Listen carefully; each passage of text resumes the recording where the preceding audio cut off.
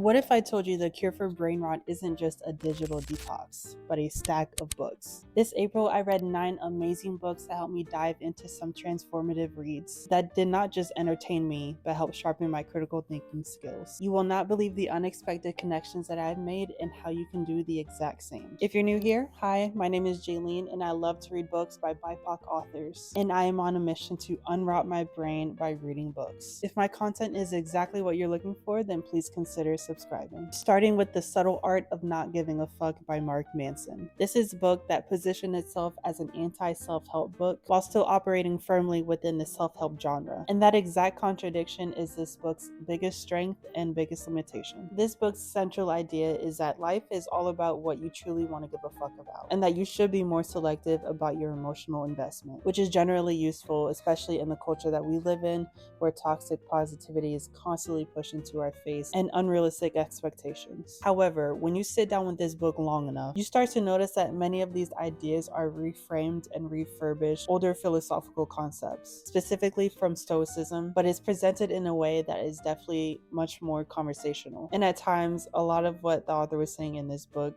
felt intentionally provocative. There is a ton of profanity and blunt tone within this book, but it definitely made it feel more personable and accessible to the reader. And what I find most interesting is, depending on where you are in your life, you're going to interpret this book differently based on the situation that you're going through. If you're someone that is new to personal development books and self-help books, this book might feel like a wake-up call to you, and it will probably disrupt the way that you're thinking on a daily basis. But if you're used to reading self-help books, this will feel more as a reiteration for things that you've already read before in other books, rather than a revolutionary book that you've never seen before. When I finished this book, I was left with quite a few questions for myself personally, like what things should I honestly stop caring about in my life that's not going to help me get from point A to point B, and will I actually incorporate the principles within this book into my actual lifestyle? So that is something to think about when you read this book. Moving right along to A Dash of Salt and Pepper by Kosoko Jackson. This novel leads heavily into emotional vulnerability and complexity of adult relationships, particularly in the context of identity, career dissatisfaction, and honestly unresolved grief. The one thing that stood out to me about this book most is the way that the story was able to capture that feeling of being stuck in life, knowing that you're doing everything that you should be doing, but it's not working in your favor. And quite honestly, you just don't know how to change it. The main male character, Xavier, does have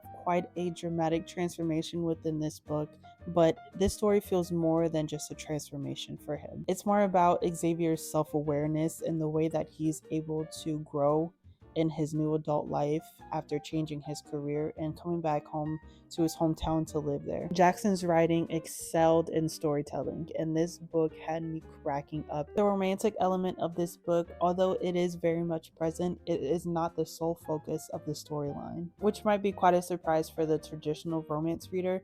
Although this is a rom-com, you do still get quite a bit of backstory for all the characters, and the character development for everyone is amazing. What made this book so amazing to me is that the author did not provide such an easy resolution for the problems within this book.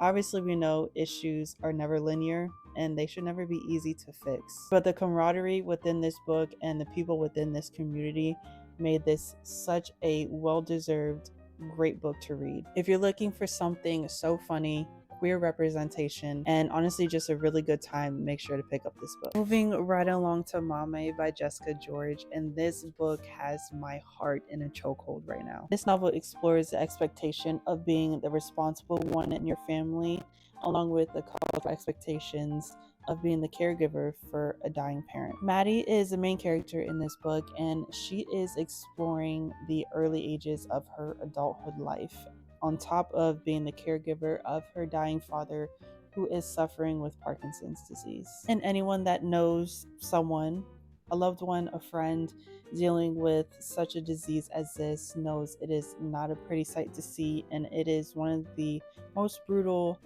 and decrepit diseases that you can ever see anyone go through. The weight that Maame had to hold on her shoulders for her mother, for her father, and also her sibling brother, on top of being the sole caretaker for her dad is something I wouldn't wish on my worst enemy. What made this book so effective is how it was able to capture Maddie's everyday life of her being a caretaker. From her personal job career to her interactions with her new friends in the new flat that she moved into after moving out of her family's house, her strained family dynamic, and the constant internal questions about whether she's doing enough for her family and if what she's doing is right. This is one of the books that I read for a reading vlog a couple weeks ago, and I was saying how I was waiting for Maddie to step into her independence, as she should be as a 25 or 26-year-old young adult woman, because she shouldn't have the burden of being her father's sole caretaker even when his wife is still alive. And I said in the video before, unless you are a widow, your children should not be taking care of your spouse. That is your responsibility. So with that being said, one of the strongest aspects within this book is when Maddie was finally able to find her voice,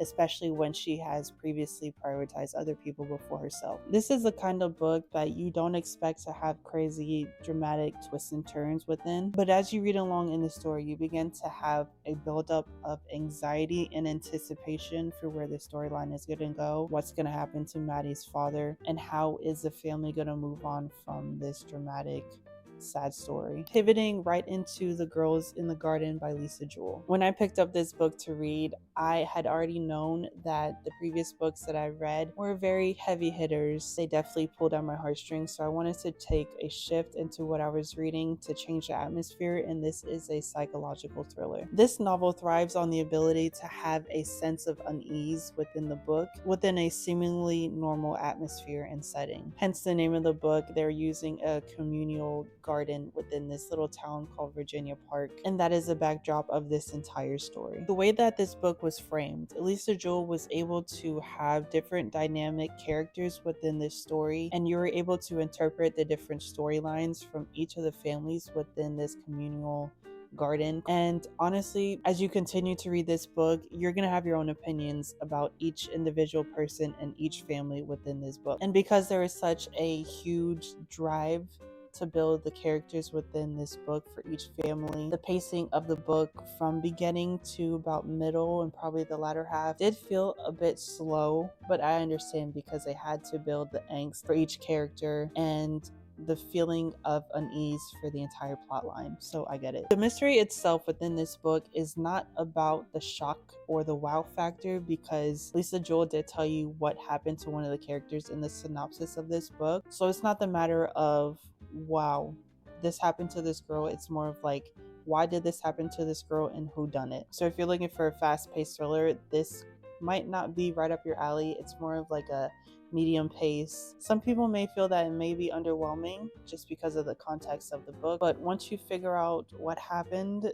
to little Grace and why it happened, you're gonna be like, oh, I can see why that happened, and I could have saw that coming sooner. This was a decent thriller, wasn't my favorite. The Women by Kristen Hanna is when all my emotions went to shit. This has to be, if not one of the saddest books I believe I've ever read in my life. And I knew the context of this book going in. I knew it was about war and the Vietnam War, but I did not expect what would happen after the war when the main character got home. So this novel isn't just telling a story, but you're honestly living within the life of Frankie. She is a combat nurse that got deployed into Vietnam because she wanted to follow her brother into the war. So she enlisted into the US Army, and now she is in Vietnam, where she is a combat nurse and has to deal with all the gruesome, grotesque brutality of the war and taking care of the soldiers. So she does her time in Vietnam, and 2 years later, she comes back home to civilian life, and she didn't know what to expect when she returned home, and it was the hardest thing she had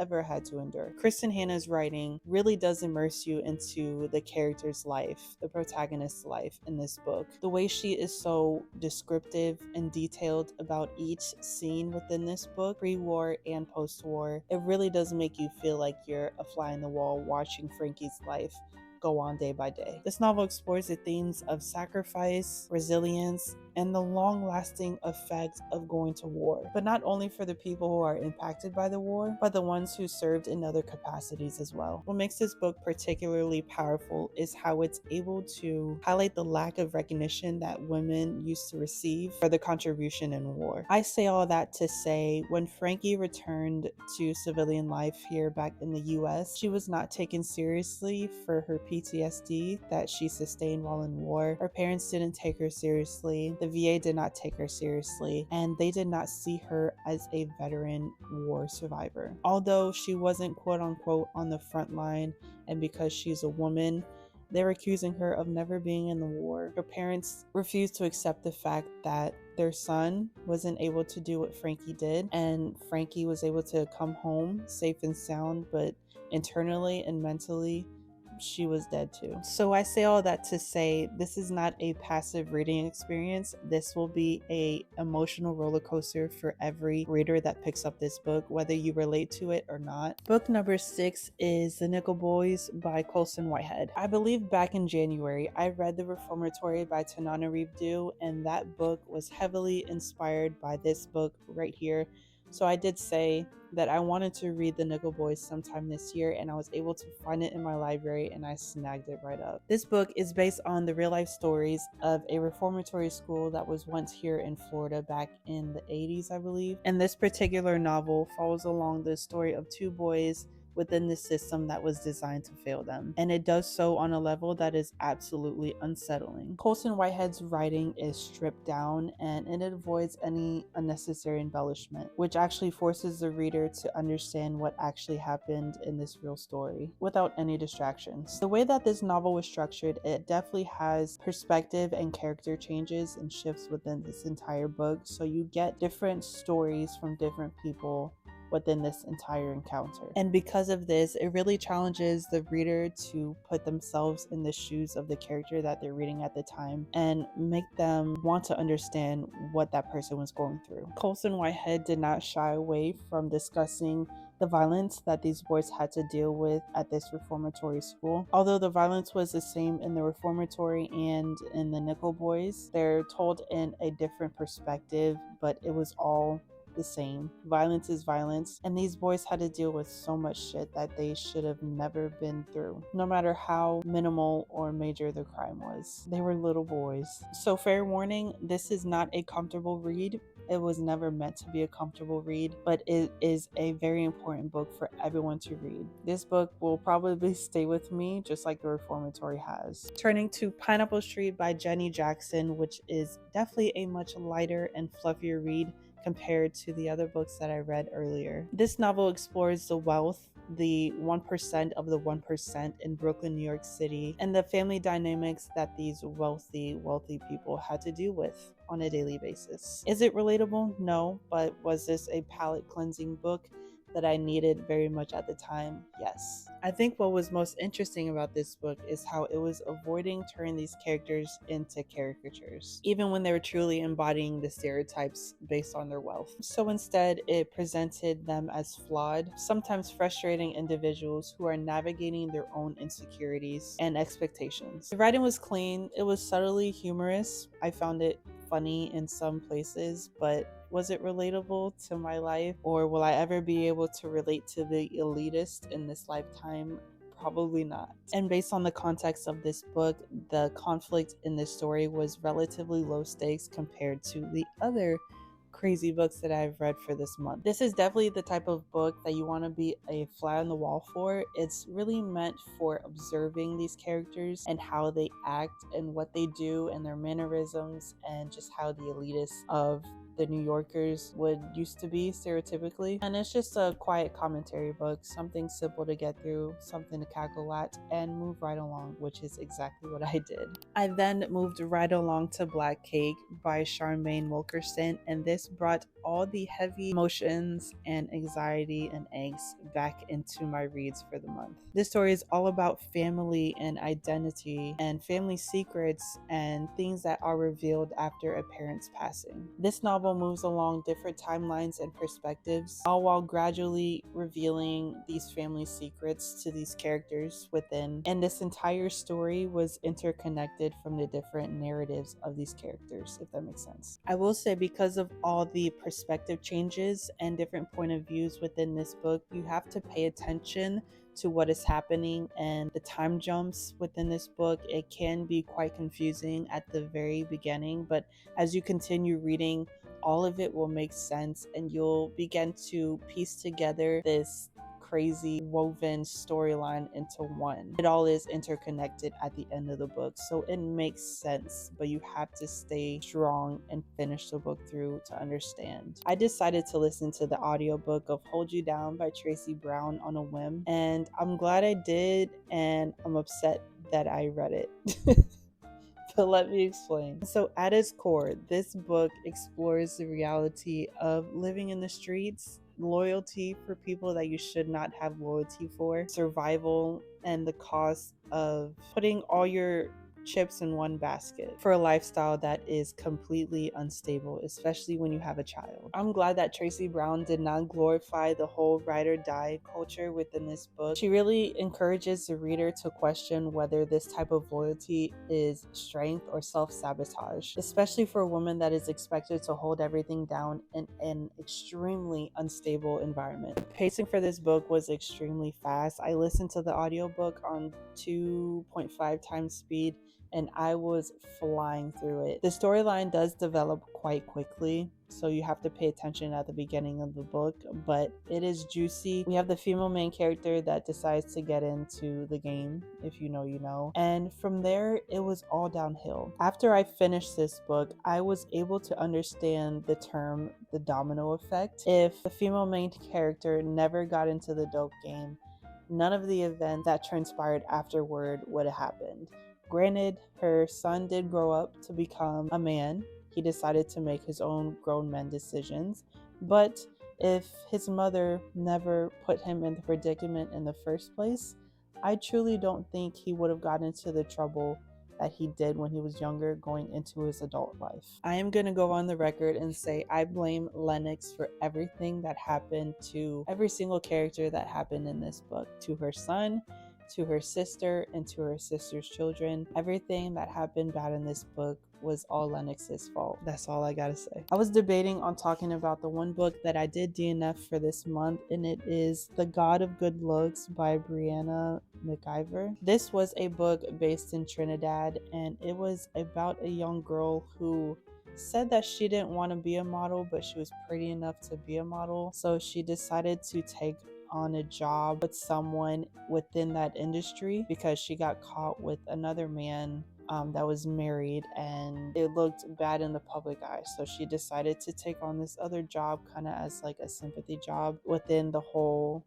beauty industry, magazine industry. And the person that was in charge, like the CEO of the company, he was very misogynistic to me, and he wasn't treating or talking to the models in his company very well, and that just rubbed me the wrong way. So I did not want to continue reading it. I'm not going to force myself to read a book when the guy is being rude about these women's looks. So I did not decide to move on. That's it for this one. So that is my April TBR in a nutshell, and I am so happy for every single book that I have read this month. I truly cannot wait to see what May has in store for me. I think I'm going to use my TBR jar to pick May's reads for the month, so stay tuned for that video very, very soon. And let me know your most anticipated reads for the month of May. I want to know what they are, and comment down this emoji in the comments so that I know you watched this entire video all the way through. Thank you for watching, and I will see you in the next one. Bye.